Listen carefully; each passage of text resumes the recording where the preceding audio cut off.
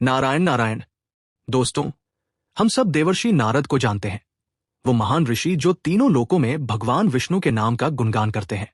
लेकिन क्या आप जानते हैं कि नारद मुनि अपने पिछले जन्म में कौन थे? क्या आप जानते हैं कि एक छोटे से बालक की तड़प ने साक्षात परमात्मा को प्रकट होने पर मजबूर कर दिया था?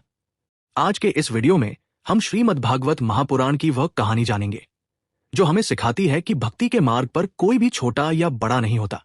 कहानी शुरू होती है सतयुग के समय से। नारद जी अपने पिछले जन्म में एक दासी के पुत्र थे।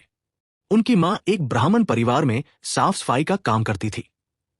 बालक बहुत छोटा था, लेकिन स्वभाव से बहुत शांत और गंभीर था। एक बार चातुर्मास के दौरान उस गांव में कुछ महान वेदांती संत ठहरे।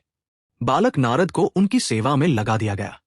बालक ने बिना किसी स्वार्थ के बड़ी विनम्रता से उन महात्माओं की सेवा की। संतों को उस बालक की सादगी बहुत पसंद आई। जाते जाते उन्होंने बालक को अपनी थाली का बचा हुआ प्रसाद जूठन ग्रहण करने की अनुमति दी। भागवत कहती है कि उस दिव्य प्रसाद को खाते ही बालक के मन के सारे विकार नष्ट हो गए और उसके हृदय में भगवान के प्रति प्रेम उमड़ पड़ा। समय बीतता गया।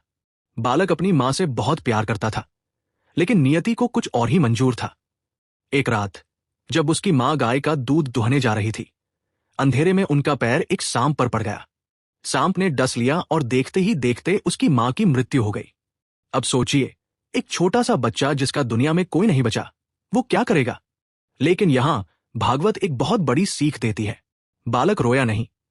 उसने इसे भगवान का आशीर्वाद माना कि अब उसके सारे मोह बंधन टूट गए हैं। वो अकेला ही उत्तर दिशा की ओर घने जंगलों की तरफ निकल पड़ा।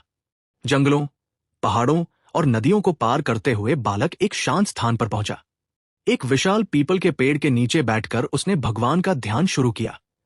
अचानक उसके हृदय की गहराई में भगवान की एक दिव्य झलक दिखाई दी।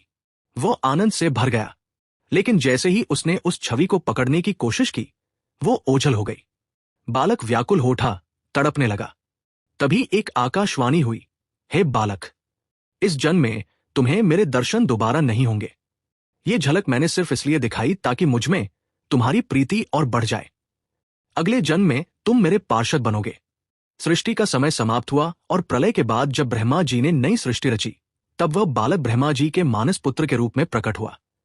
उन्हें नाम मिला देवर्षि नारद। आज भी वे अपनी वीणा, महती पर हरि नाम गाते हुए ब्रह्मांड में विचरण करते हैं। दोस्तों, नारद जी की ये कथा हमें बताती है कि चाहे परिस्थिति कितनी भी कठिन क्यों न हो, अगर आप भगवान की शरण में हैं, तो हर दुख सुख का रास्ता बन जाता है। अगर आपको ये जानकारी अच्छी लगी हो, तो वीडियो को लाइक करें और कमेंट में जय श्री कृष्ण जरूर लिखें।